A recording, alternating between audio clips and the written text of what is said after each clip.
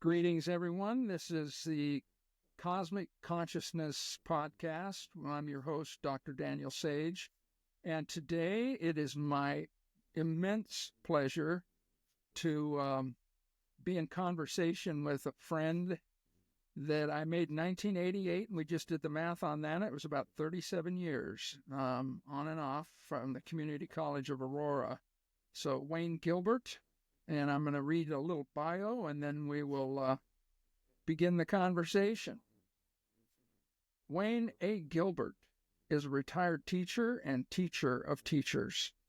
Currently, he is a poet and performer. He was diagnosed with Parkinson's disease in 2005.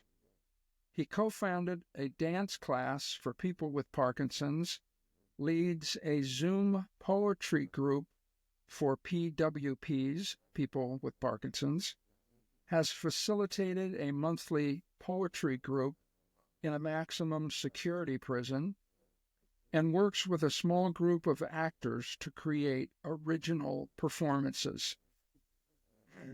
In 2018, Wayne received the Colorado Governor's Creative Leadership Award. Welcome, Wayne, my good friend. I'm so glad to be here with you. Conversation with you is always such a pleasure. Yeah. I hope everyone else has as much fun as I know we're going to have. I hope that's what happens. And I know the millions of viewers of this video will get immense entertainment, but depth out of our conversations. No doubt. I'm sure it'll be one of the most viewed podcasts in the history of podcasts. So I wanted to start with a question that you and I've talked about before. And there may not be a straightforward answer for this, but feel free to, detour around this however you want to. But I wanted you to talk about the people, places, or times that allowed writing and poetry to discover you. Wow. That would be my autobiography, I think. But I'll start with this. I was very lucky in college in two ways. One is I had a composition instructor. It was composition 2, so a second semester of composition. And I had an instructor who was an adjunct at the time. And in 1968, 69, that was a very unusual occurrence, was to have an adjunct. Nowadays, it's pretty ordinary. But she turned out to be a very progressive young teacher who required us to keep a journal. And so I started keeping a journal, and I thought the job of a journal was to say something profound and intellectual every single day. And I would try to do that every single day. And finally, I just couldn't keep it up. So I wrote in my journal in big, dark letters, I hate this. I can't say anything positive today. I don't have anything intelligent to say. I've had it with this. I don't know what to do. So I'm just going to scream onto this page. Well, we had to turn these in periodically for her feedback and also to get credit for doing it. We weren't graded per se. And the only place she made a comment was about time. I hear a real voice here. This is what I have in mind. And she wrote that beside where I pitched a fit about not having anything to say. It's like, oh my gosh, I can just express myself here? That's remarkable. So that's when I first really discovered the sort of power of writing itself to help me understand myself, to help me know what I was feeling, to not just think about things, but to go a little deeper. As you and your audience can see, I'm a white man of a certain age, and that means when I was coming up as a kid, men could have two emotions. One was anger, the other was none. So the journal writing really introduced me to my own feelings, how to express them, what to call them. I didn't even have any idea really what feelings were, much less how to identify them and know what to do with them. On the poetry side, at that same college, I just call him my teacher, capital T. Carol McLaughlin was an English professor there at Morningside College in Sioux City, Iowa, and he was brilliant, absolutely brilliant in the classroom. He would riff and jam on a piece of literature, a poem particularly, for an hour. He had prepared notes for a lecture, but he was like, look, I didn't get into jazz until later in my life. Looking back, he was like this brilliant jazz improvisational soloist. And I was just enthralled by the way what he found in poetry and how he gave it a voice. And he opened up all these spaces for me and introduced me really to the power of metaphors, etc. So I kept writing journals, but by the time I got to my work life, I became an English teacher first, and I taught a lot of writing. I taught at community college, first high school and then the community college. So I did a lot of, I would call it coaching and mentoring of students who didn't necessarily have the best writing skills. And so I spent a lot of time helping others do their writing. I kept writing in my journal, but I would only write a poem very rarely. And I was never satisfied with them, and I didn't feel like I was really working on my craft, so to speak. But I often felt like really inspired to do that, but usually I didn't have time. Well, there came a time when I turned 50, actually. I met a musician, a jazz musician, and he was actually a professional busker, and he played saxophone. And he introduced me. I had started listening to jazz by then, and I was trying to sort of play with some of those rhythms and sounds in poetry. I was really getting serious about writing poetry. Well, I met him, and we began to sort of have these sessions together. And he taught me how to hear, how to listen in sort of jazz, to hear the phrases and the lines. And I began to try to write as if I was an instrument, as if my voice was an instrument, and express myself in that way, not just read my poems in front of backup music, you know? And that was the most exciting thing ever. Oh my gosh, because there would be times where we would just like link up, and as if we were a single consciousness. And we were together in this flow. When it happened, it was amazing, and one of the most incredible experiences, truly, of my life. So from there on,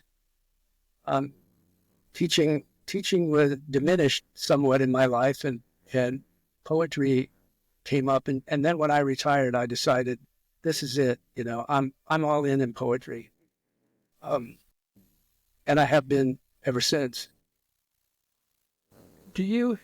I've asked you this before, and I know this is maybe an impossible thing to answer, but you're talking about how this jazz soloist was more or less an inspiration for you to feel like you could use your voice as an instrument as well. You're writing, but do you have a muses, inspirations? Where do you feel like that comes from? And is it like, okay, this is you, or is there something coming out of you or into you, or what's happening when you write some of your best stuff? Wow.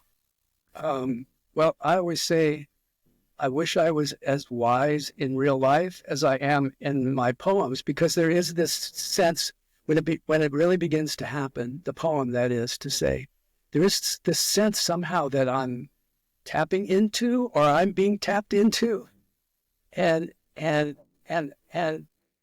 something about my awareness goes to some higher, more complex level. I don't know exactly what the adjective I should use. I don't want to say higher in the sense of I become a superior being, but higher in the sense that it's sharper and cleaner and clearer than my everyday awareness.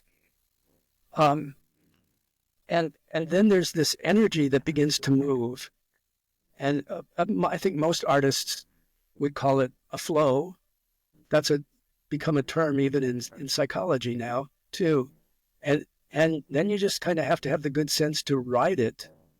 And it isn't something I control exactly, but it takes attention and it takes practice to sort of not allow yourself to fall out of the flow or let it have it overwhelm you. It's really frustrating if someone interrupts that. So it's best to be alone in some way. I like to listen to music, preferably with earbuds or headphones, and a certain kind of music, and then that shuts out the world for me, and allows me to sort of be lost until the poem finds me. And that's honestly, I don't want to sound too precious or glib or silly even, but it feels more like the poem discovers me in the sense that I don't feel like it comes to me and then I'm like controlling it exactly. That comes later, maybe in revision when I'm working it over, but at the time it just feels like there has to be this.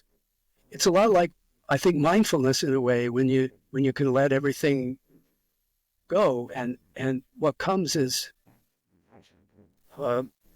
this amazing piece of work that somehow I did this. The other day I was flipping through this stack of poems. There must have been 400 of them. And I was just flipping through, and I stopped and pulled a couple out, and I was like, oh my God, there's some good stuff in here. And I didn't remember writing it. And I'd completely forgotten it. So in a way, it doesn't even belong to me when I'm done with it. I don't know. Does that? So, yeah, in fact, I was going to ask you, since this is called cosmic consciousness, Mm-hmm. do you think it's kind of like an altered state of consciousness, or is there like this union in the flow, or is it an otherness kind of a feeling?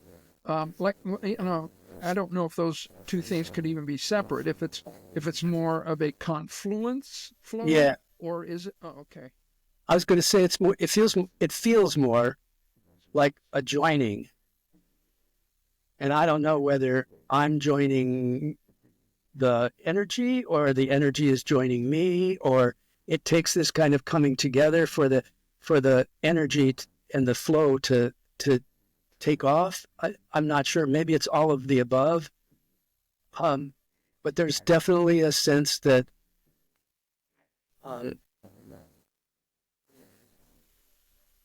that there's this other layer dimension of consciousness that becomes available to me in that way that is not available in any other way I've ever found. Now I hear others talk about something similar using other methods, specifically meditation, of course.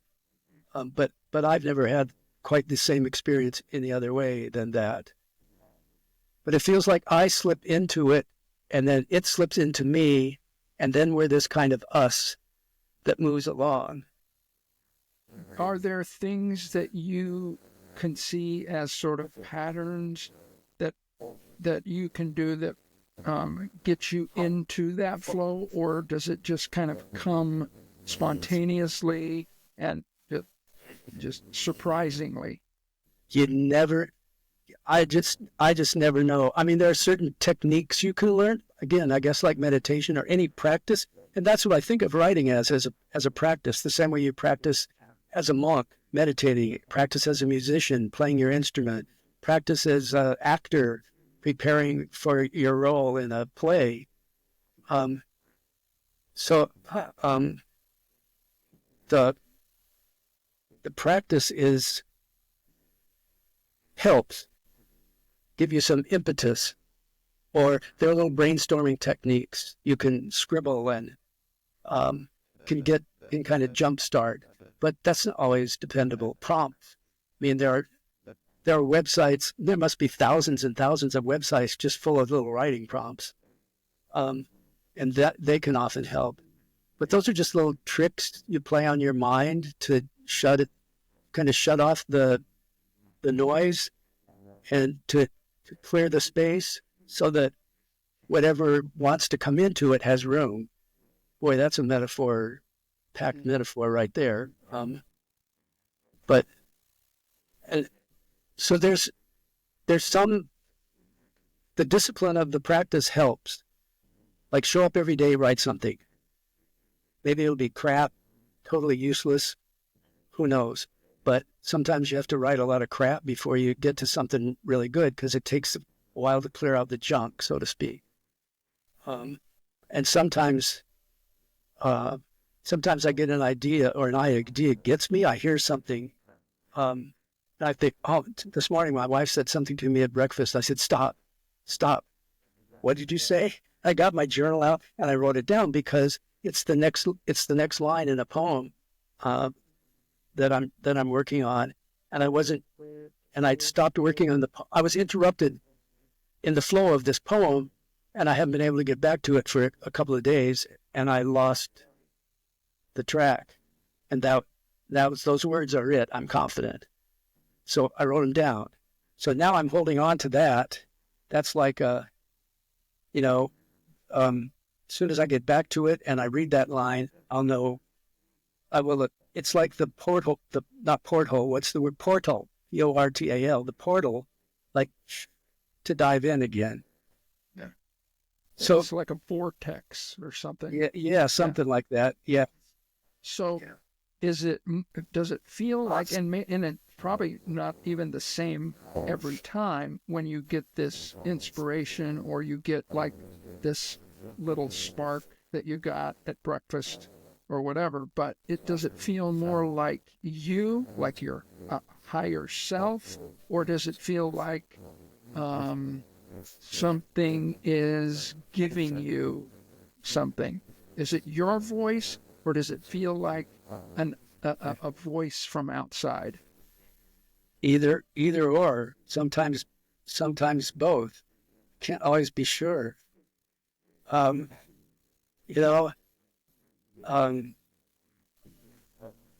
Honest to God, that's an interesting phrase, by the way. I mean, after a lifetime of as you know this, after a lifetime of wrestling with religion and faith and religious language and theology and all of that sort of thing, it's like, wow, I have tried everything to have some kind of traditional kind of faith, and it just has never worked out for me that way.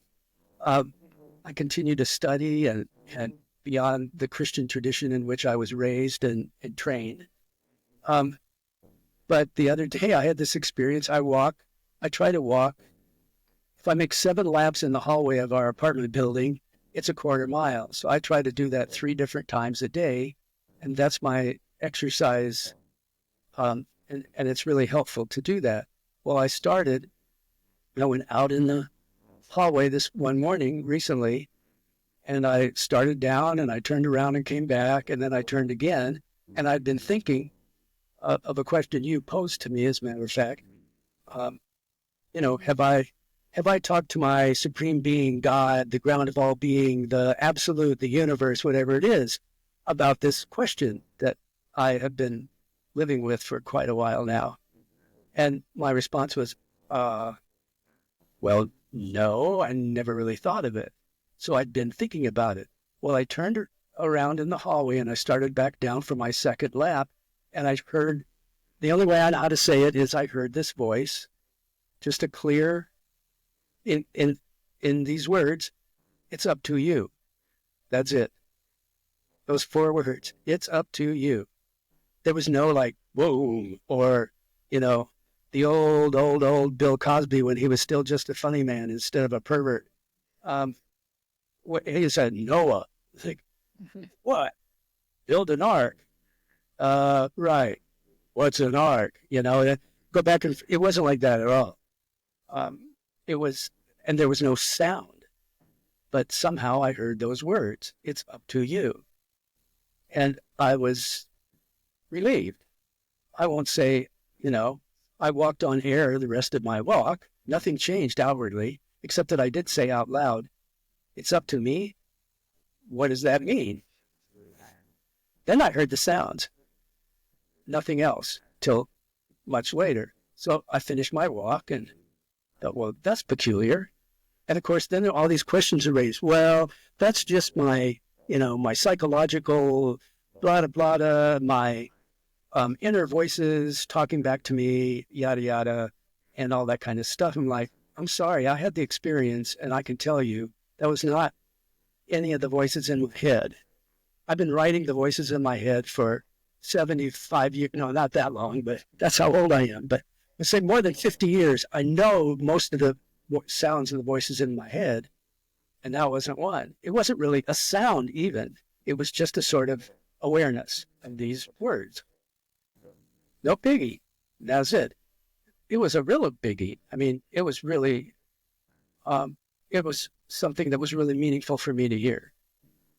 Now, what Jung would say and other, I suppose from different schools of psychology, you could look at it in a different way. But in terms of cosmic consciousness, there is no doubt in my mind that came from the place. If it came from me, it came from that place in me that's connected to the cosmic consciousness. Okay. And I don't always know where that place is, that space I talked about, I guess, before, is the way I think of it as metaphorically. The space, there's some space in me that has the same energy, vibration that the cosmic universe has, to use that language. And that's when we're in tune, like when you hit a tuning fork, like, oh, okay, cool. And when I'm writing a poem, it's a little like that, but not quite so. I was going to say dramatic, but this was about the most undramatic thing you could imagine. It was the opposite of Paul on the road to Damascus. It was just like God could have just like, oh, wait, I had a question. It's up to you, and wandered off again. It was that sort of casual and unremarkable, and yet there I was, and it was so helpful. And then that has turned into a growing number of poems, and I should say to our audience as well that this is after a time where I've really struggled to be creative because of some new medication I've been taking, and some new sort of symptoms of Parkinson's that have made creativity, that have sort of numbed my creativity. And all of a sudden I'm on fire with these poems from your question and that little phrase. So, yeah, as a matter of fact, I was going to ask you that question about, and this might be kind of like an intro into maybe reading the poem for the question that I had asked you about. Have you had this conversation with your higher self, with God, the universe, whatever? But how has Parkinson's and your the discovery of you by poetry intersected, and how has Parkinson's influenced or affected, or you know what I'm asking here? I think so. Yeah, I think so. I brought a couple of poems here because I was aware you might ask that question, and this is the very first poem I wrote in 2005 after I came home from the doctor's office and she had said, "I think you have Parkinson's disease." And what I think is interesting about it, and I won't comment on it too much before I read it, but just to sort of cue your in the audience's ear for what I'm emphasizing here, is listen to how this man is struggling with identity and sort of the question, who is he now? Who am I now? It's called Toxic Psalm on being diagnosed with Parkinson's. The poison inside me, blessed to go off before, that's all, folks. My body unloads its chemistry, heals off its neuro attention before my brain can lock and load. This is my body unplugged, unraveling synaptic vines, spilling, sprawled, unsortably unwired. This charged chemistry is failing, beginning to go solo. Here's how my body makes up its own mind. Here's how a body decides for itself. Here's how a body takes over its own story. No one called Crime Stoppers. No one worried I was a genetic suicide bomb. This body has a hole punctured in its ozone. This body is experiencing ice cap meltdown. This body has toasted magnetic codes. This body is a flashlight whose battery is dying in the darkest post-glacial night. This body is about to be sealed off from me.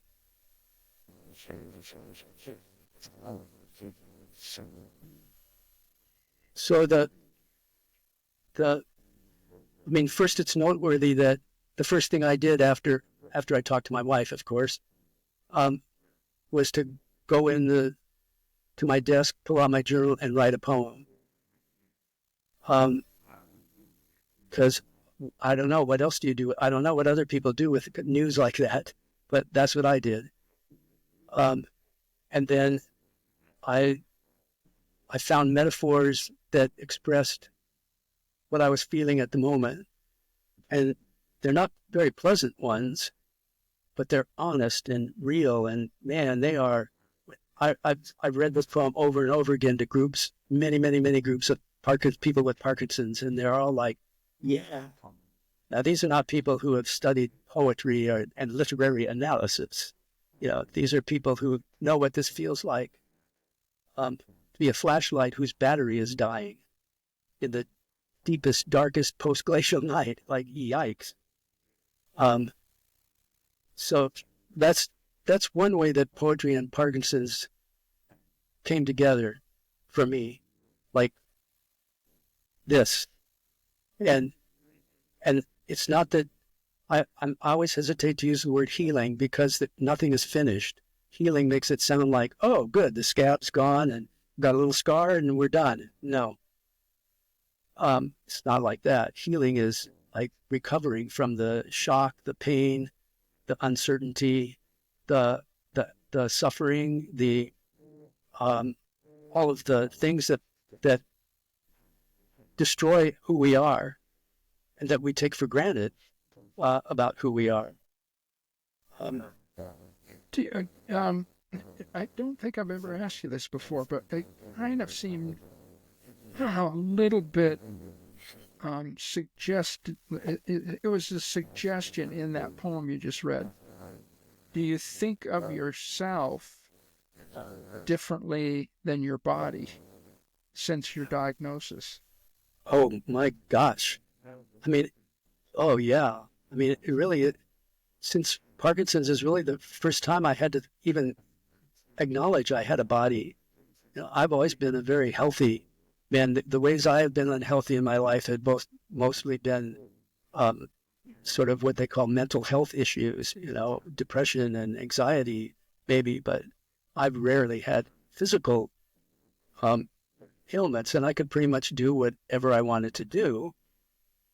And suddenly I had this body, and yeah, I think it's in this poem even, like, okay, if who am I? If my body goes away, disappears, goes off, gets turned off because the battery's dead, like, who am I? Suddenly I realized I'd taken for granted that somehow being in this body, it was like, the traditional philosophical oversimplification of well, your spirit's in this container, like jelly's in a jar, and when the container breaks, the jelly or the spirit goes free up to heaven, and it's all over with. Like, I don't think so. I don't know.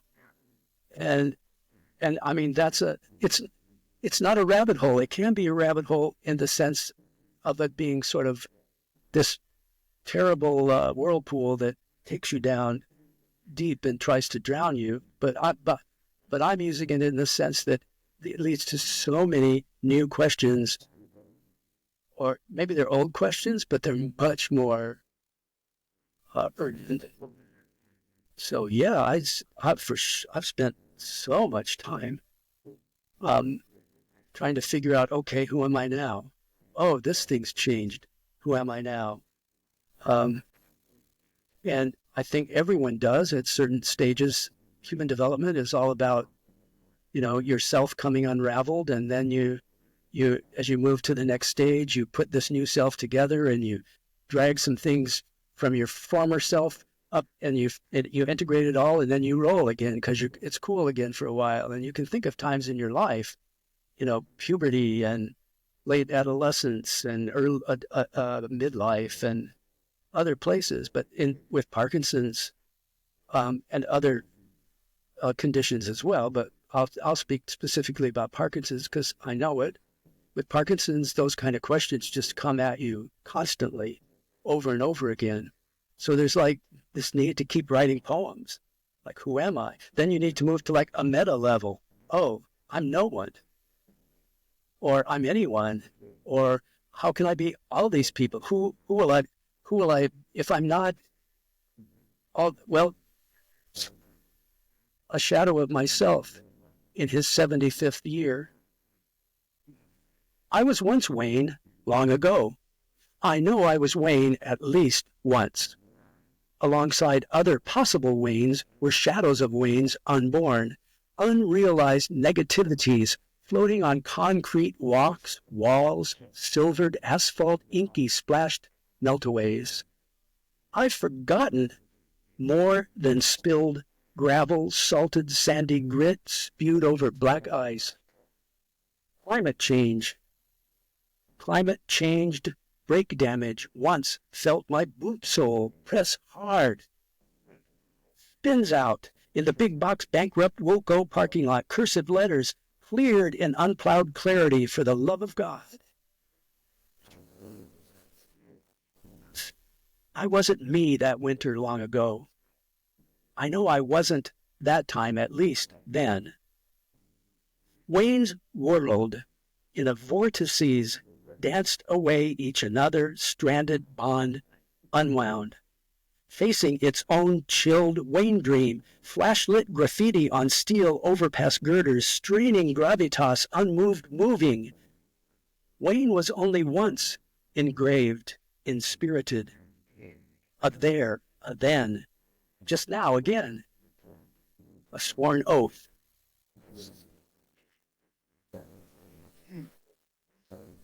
One of the people energies that brought us into each other's circle,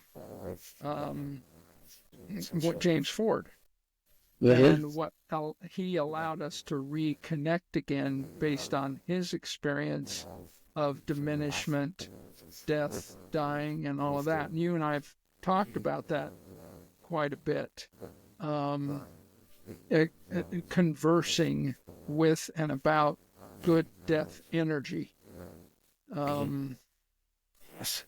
How has that, the awareness, consciousness, played in to this voices that you write and hear? Well, as you know, James and I met most of the time once a week for many, many, many years. I think about 18 of them. I don't remember for sure. And then certainly toward the end of his life, the last 4 or 5 years of his life, the year before the pandemic, and then during the pandemic, we had to take a little break, but we only took a little one. And then until he died in July of 2023, yeah, we met, and he was terminally ill for a long time.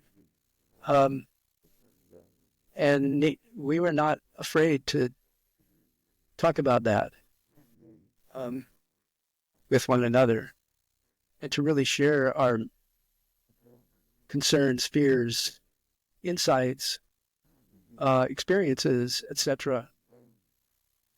And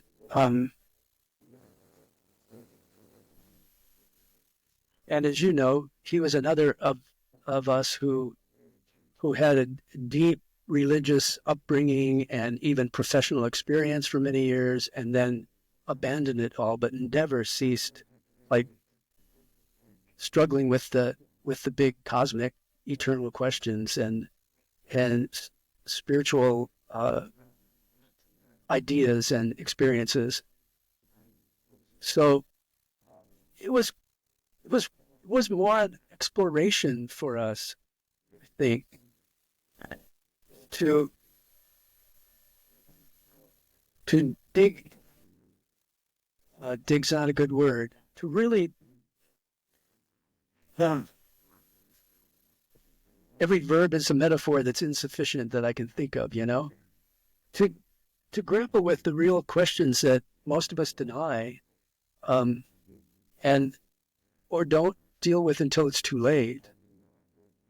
And from the most practical thing, like who's going to come and get your body after you're dead, to, is there life after death? What will happen to my loved ones? What will happen to our relationship?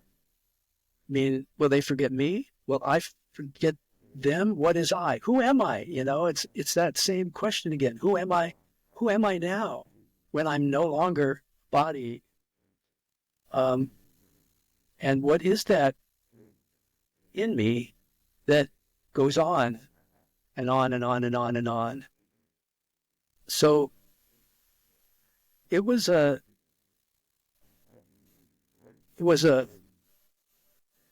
heartfelt, heartwarming, and heart aching experience to have these conversations every week. But it was so meaningful. And I think both of us felt so grateful to have one another. At the time, there was just no one else really that either of us talked to in quite the same way. And I remember him saying one time, "I used to teach death and dying. I wrote the class for the curriculum for death and dying, and people loved that class, and I was good at teaching it." But he said, "Now I don't feel like I know shit now. Like, what?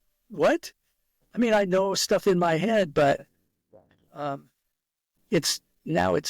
this is happening to me in real time, and it knowing that doesn't really help all that much.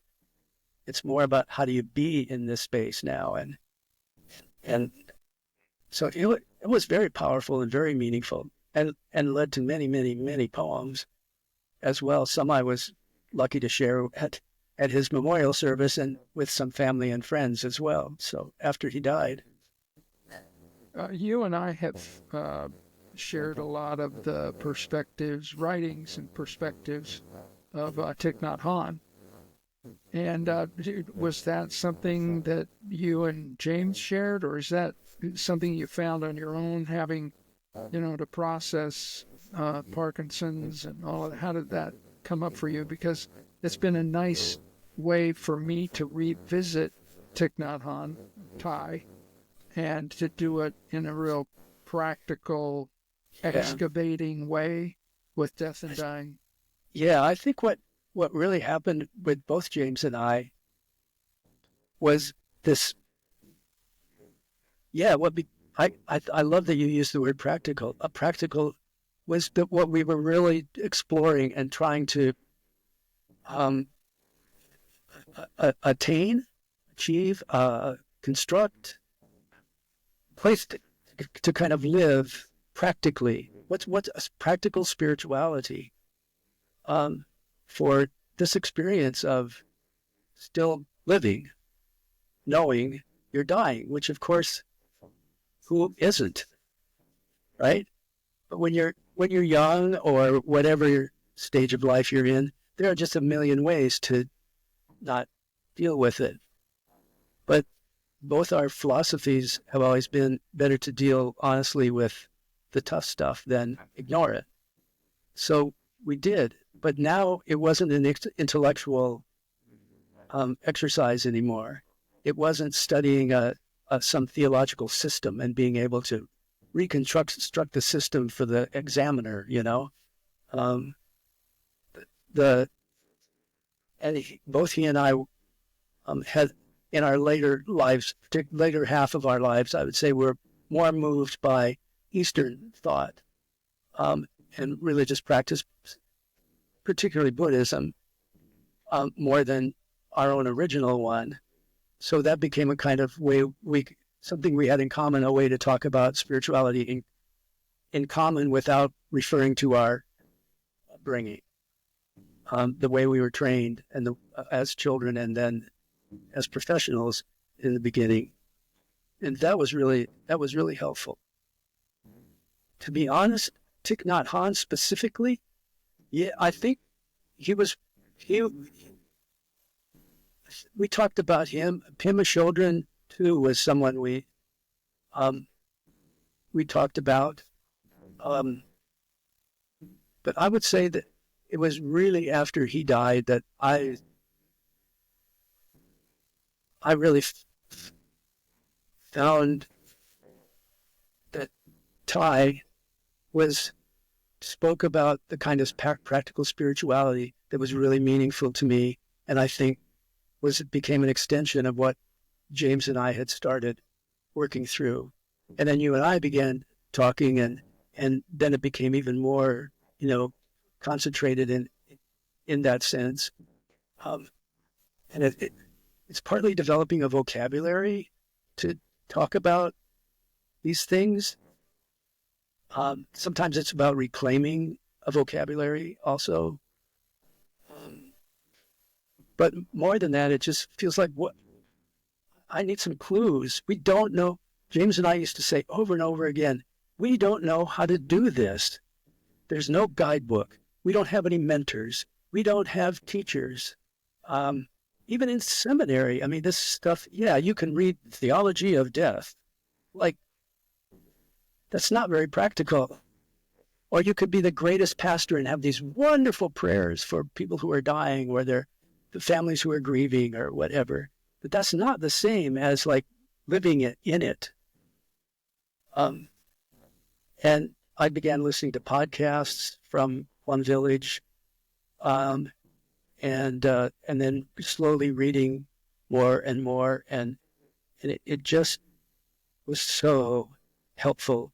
The concept of interbeing, which I hope we can tackle another time, perhaps, is like in a way, it was like returning to seminary in this way that it was like, oh yeah, Alfred North Whitehead and process theology, and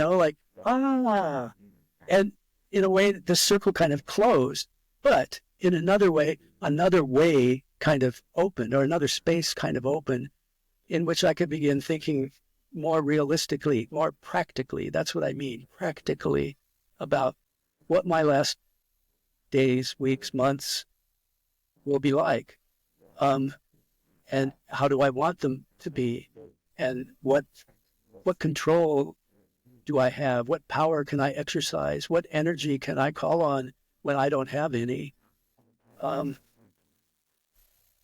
don't know. Well, I was going to ask you about the suffering perceptions, experience that Buddhism talks about, but when you said that last couple of things, it reminds me of the conversation that we kind of started with about, it's up to you. This is an existential choice kind of thing, and I was really taken. The poem that you read, The Shadow of Myself in My 75th Year, I thought was your best, and at least of the ones that you've offered me to read. And then it's the God Bless the Children poem, which is somewhat of a reflection of, okay, it's up to you, or your Job-like questioning of God.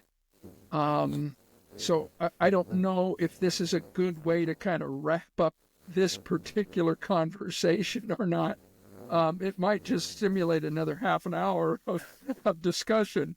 But if you could read that, because it seems to me that even though the voice has come to you just recently about it's up to you, that was a premonition of self-realization in that God Bless the Child poem. So I don't know if you've got that handy. I didn't bring it in, but can we pause for 1 minute and come back? Is that possible? Or I could, yeah. Or this is what we'll pick up with next time. How does that sound? Let's do that. Let's do that. Yeah, because I know that we're going to have to extend this conversation. So maybe the way to wrap some of these things or tie some of the things together is to talk about, I know when we talk about death and dying, I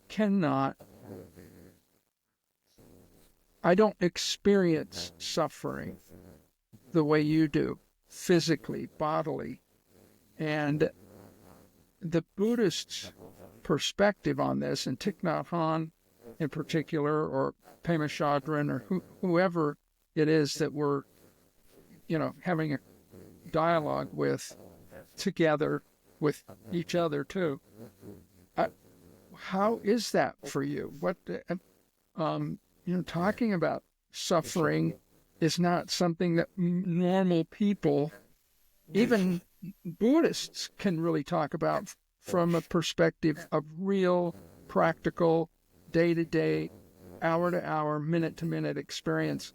Somebody like you with Parkinson's. Well, I'll tell you, chronic pain and disease will, you just learn to do it. I mean, at least I have, I guess. That's been an important part of me sort of dealing with it. And it's not like dealing with it makes it sound like you deal with it and it's over. It's never that way. You have to, it's again a practice. And one famous metaphor, I guess, or idea that I've read over and over in several places from Buddhism is the two arrows. And when you're in pain, that's one arrow. Now, when you focus on the pain and you concentrate on the pain, you reflect on the pain, you live the pain, that's a second arrow. So what I love about that idea is I have some control over not letting the second arrow hit me through mindfulness and other practices, I'll say, very practical ones. But it doesn't necessarily diminish the pain of the first arrow, So I've taken pain management classes. I've tried medications, any number of things, and the thing that helps the most is to acknowledge, hello, man, I feel you, pain. I really feel you. Or, man, that's agony. I just hate it. And I'll complain about it. But ultimately, it comes, I have to find ways to sort of keep that second arrow from hitting me, or at least not going in quite so deep. But you can't avoid suffering. Isn't that the first noble truth? Or is this? Yeah, we suffer, and we want it to be over. We want it to end. And trust me, man, every day, there's not a day goes by I don't think, is this really worth it? Is this worth going on? Um, I, that's a real question, because sometimes it's just so miserable. But there's one, I still keep trying to practice writing a poem. Again, it doesn't change. In a way, it doesn't change anything. In another way, it gives me some relief. And to me, at this stage of my life, comfort and relief are very, very valuable, more valuable than ever in my life. I can't ever remember, maybe when I was an infant, wanting comfort so much, mercy. These are concepts that have become very, very meaningful and important to me. Well, and this is a little bit of an interjection, so this could derail us into a whole other conversation, but I'm also cognizant that, we kind of need to watch the hour clock ticking. Yes. It's up to you. When you said the second arrow, it struck me that, that's up to you. And that may have already been something you're conscious of. When you were talking about it the first time, I was framing it around the kind of question I'd ask you. Have you talked to God, the universe, all that kind of stuff? And it's up to you struck me as, these are end-of-life decisions that are up to you. And they're both the same in some ways. Very much. Agreed. Yeah, it is. And it's, the urgency, I think of myself as an existential mystic or a mystical existentialist. I'm not sure which one. And I know those are contradictory, but we think at certain stages, it's so easy to think that, it's real, but it's not my time yet. I'm too young. I'm in too good a health or whatever. And it's never too early to practice dying, because that's the good death energy, and maybe that's the phrase we want to end on. Maybe the good death energy is really about living well in whatever ways are still possible. Yeah. Well, I like that, Wayne. Brother Wayne. Well, I appreciate you, man, so much. This is great, and we will do a part 2 of this for sure. And Sounds good. maybe when my travels are done and we're back home, and I'll get things set up again. And but this has been great. So thank you for the audience. This is the Cosmic Consciousness podcast. I'm your host, Dr. Daniel Sage. We appreciate everybody being with us today, and with Wayne A. Gilbert, master writer, poet, and leader of insights. Yeah. So until next time, peace to all. Peace.